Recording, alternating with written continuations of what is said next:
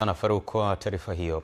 Baraza la Taifa la Elimu ya Ufundi na Mafunzo ya Ufundi Stadi NACTVET wamebaini uwepo wa chuo feki cha afya kinachodai kuwa na matawi yake mikoa ya Morogoro, Njombe na Dar es Salaam, kikitoa fomu na usajili wa wanafunzi kwa kozi ambazo nyingine zilishafutwa kisheria, na pia kutumia majengo ya chuo kingine ambacho kilifungwa na kiko kwenye uangalizi. Kutoka Morogoro, Ida Mushi na ripoti.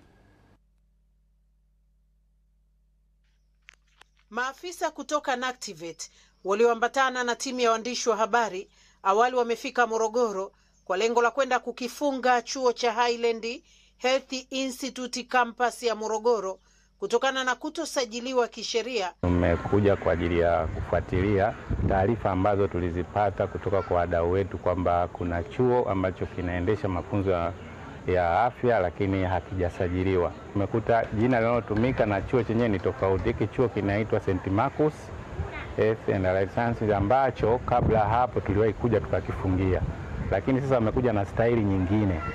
Wamebuni jina hilo la Highland Health Institute Morogoro campus wakidai kwamba ndo ni tawi la St. Marcus. Kwa hiyo wanatumia hiyo njia kuwadanganya wananchi na hivyo kuendesha mafunzo ambayo hayatambuliki. Ukaguzi ulifanywa ambao kakutwa chuo hakina mazingira wezeshi ya kuweza kuendesha masomo.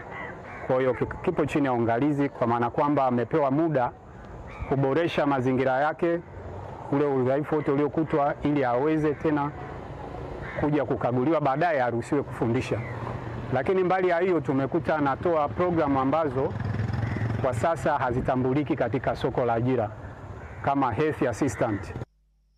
Ukaguzi ndani ya chuo cha St. Marcus ukabaini uwepo wa dalili zote za kuendelea kwa mafunzo, ikiwemo matangazo mbalimbali kwa wanafunzi, ikiwemo ratiba za mitihani, tena kwa kozi zilizofutwa, licha ya mmiliki wake kukanusha kwa maafisa wa NACTVET kuwa haendeshi mafunzo, na ITV ilipopiga namba hiyo iliyo kwenye fomu ya kujiunga na chuo cha Highland kwa kujifanya ni mzazi anayetafuta nafasi ya masomo ya mtoto, ikakutana na mtu aliyedai ni mkurugenzi, akajitambulisha kwa jina moja la Luku. St. Marcus ndo tawi la hii Highland.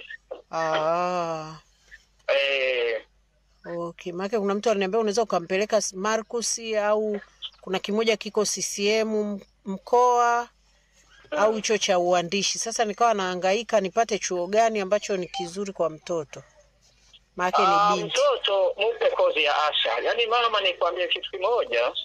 Ni kwamba nafikiri atahitaji ajira kwa watu au kwa serikali.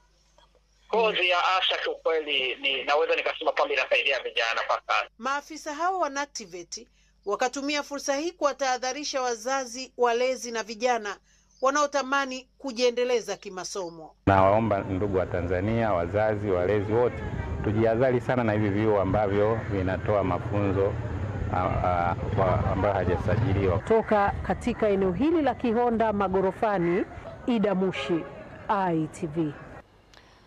Shukrani sana Ida kwa taarifa hiyo.